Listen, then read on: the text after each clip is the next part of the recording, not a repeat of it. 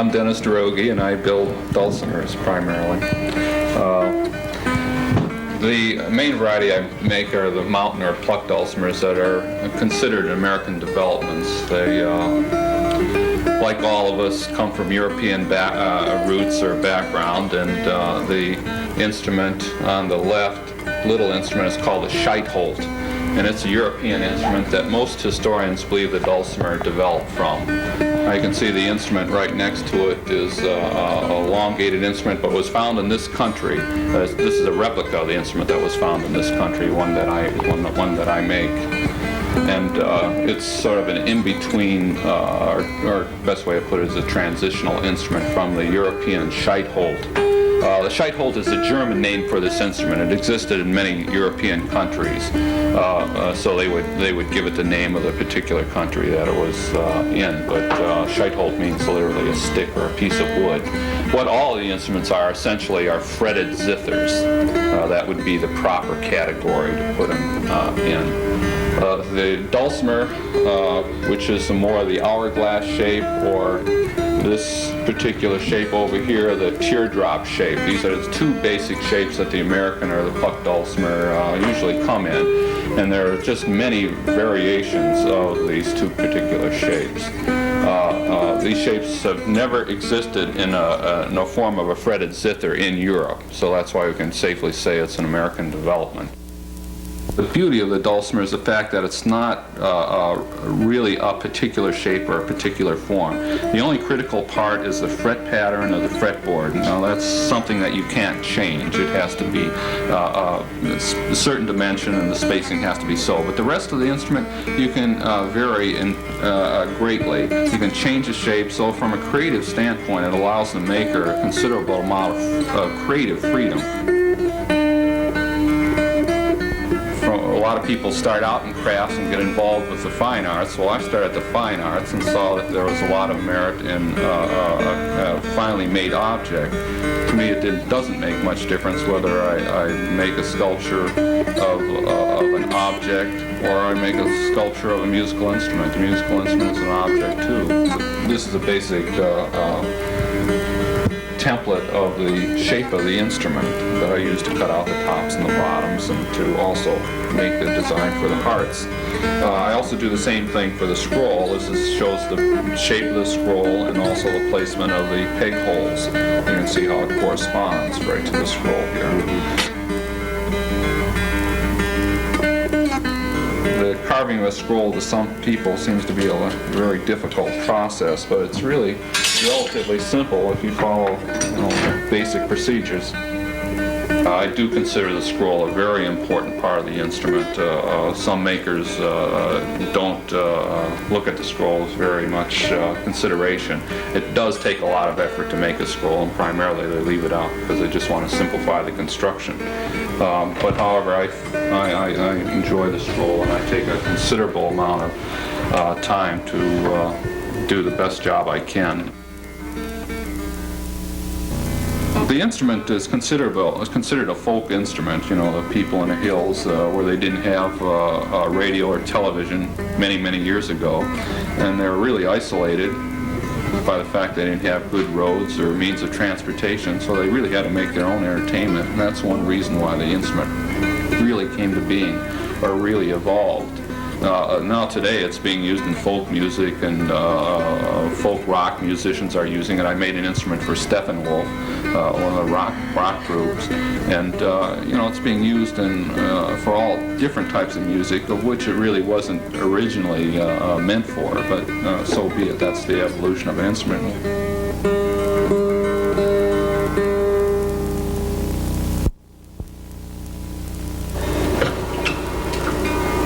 To get the excess wood removed, then it's a little bit more casual because I can sort of sit down on my stool and sort of daydream and just sort of play with it with a knife, which really is rather pleasant. Sometimes there's some operations that you enjoy doing because you can just sort of daydream while you do them, and they become sort of automatic. And in a way, your mind is really freed about thinking of what you're doing, and you just really sort of dream about anything. Sort of nice.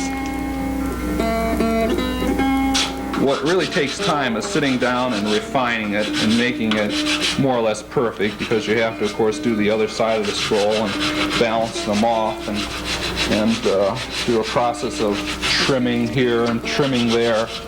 You make the thing as perfect as you can with your eye. I don't make an attempt to sort of sit down and measure things and make sure one side sticks out exactly as far as the other side. I figure if it's good enough for my eye, then it's going to be plenty good enough for anybody else.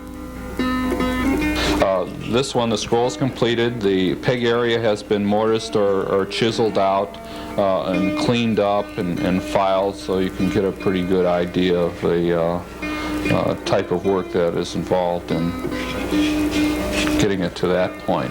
Now what I have to do, I've fitted one side on and glued it on. The other side has to also be fitted and glued in place. I use these specially designed three-way clamps that are very handy for this, because I can put pressure on the top and the bottom and also on the side at the same time. The sides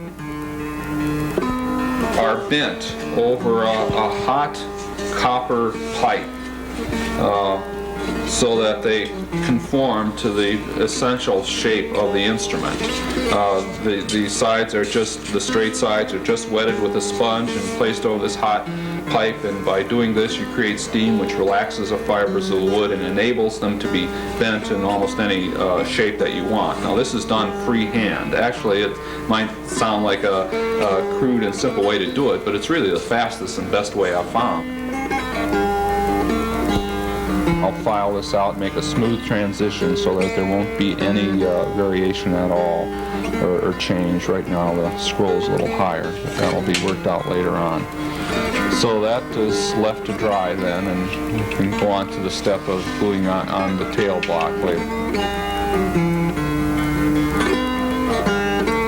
Finding wood is always a difficult problem. The rosewood I have to get from lumber yards that imported from India. I get this out of New York City, docks at Brooklyn. But most of the wood I use is domestic wood that is sawn locally from generally the farmer. And I find it convenient to sort of clamp it onto a backing board just as a holding device.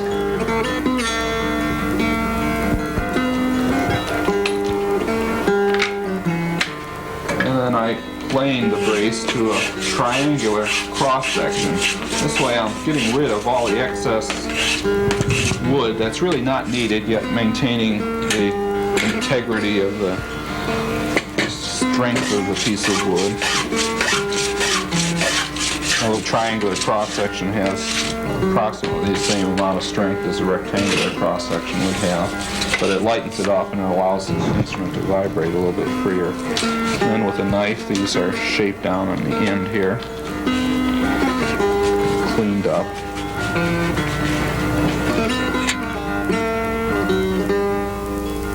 Glued the end block in that holds the end of the instrument together. I think you can see that. Now the basic frame of the instrument will be placed in the form that controls the exact shape of the instrument. Then the top is placed in position, and it's sort of a trial run to make sure it's fitted properly. And to hold the top in position so that it doesn't shift, when I put the glue on, I drill little holes and insert nails. I'll do the same thing to the back also. And I'll just temporarily put the top of the form on so I can flip this over and work a little bit more easily.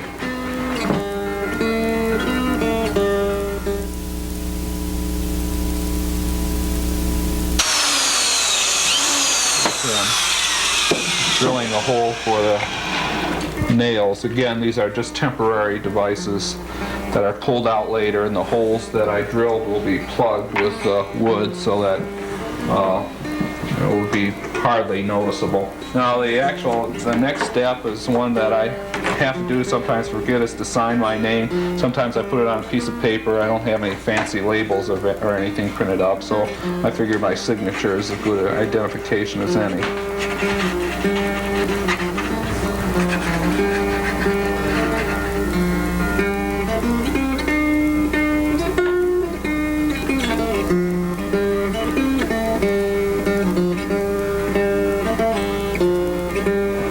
I studied sculpture well, I have my undergraduate degree and graduate degree in sculpture, master's degree from Ohio University in Athens, Ohio.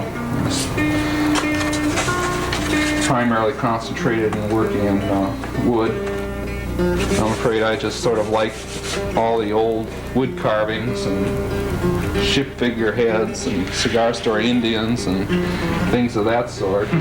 Wasn't at all appropriate to the most contemporary form of expression. But I sort of figure to each his own. I'm originally from Cleveland, Ohio, but spent a lot of time in southern Ohio, and that's where I picked up most of the knowledge I have about the Dulcimer. How long did you have a studio in your house over there?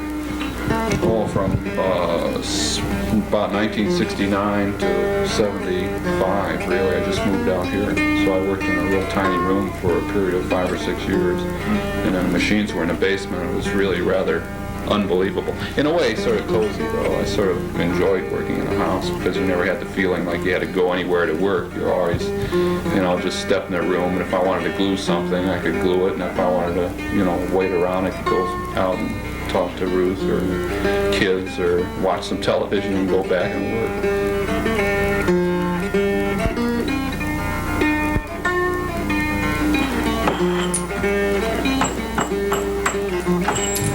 It is really nice to sort of start on something from scratch and see it all the way through. I mean, when you're finished, you have something you can look at and appreciate and admire, and something you've done. It really becomes quite personal. Also, you seem to usually know the individual that you're selling it to, or at least you've written to them, so you know he's a human being. My instruments have good reputation. For both workmanship and for the tone quality.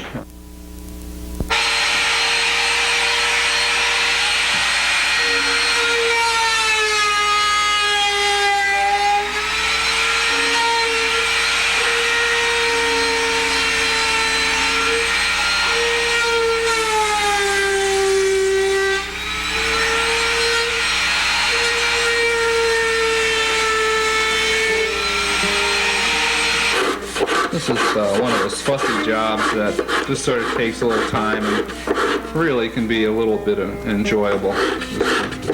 Just sit and scrape, and it's sort of fun to do. Fitting the fingerboard is just a trial and error process. It's just fitting and looking and fitting and looking.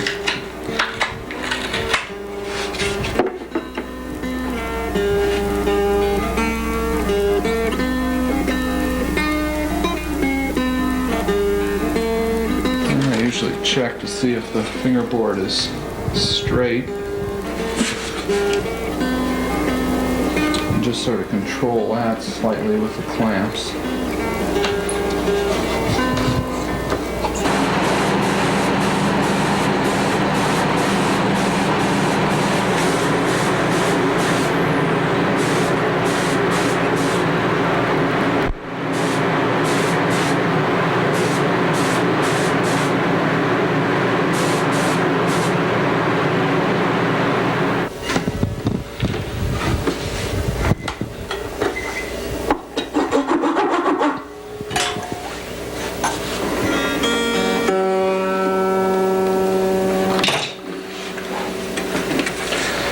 Okay, we'll see what it sounds like.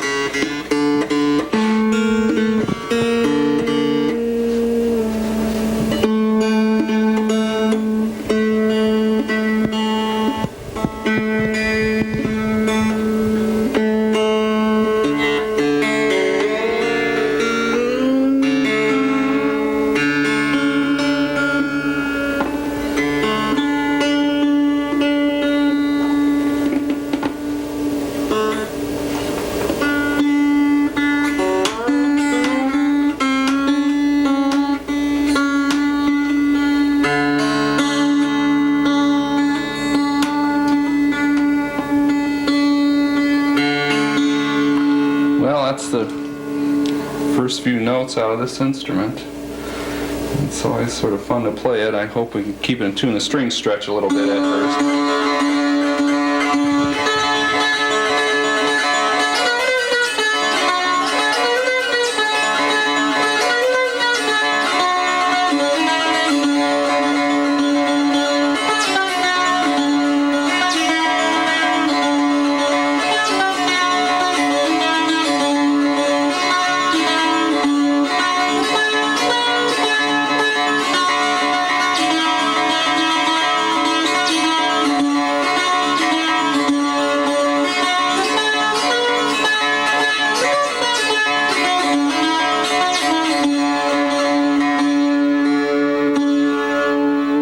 It works.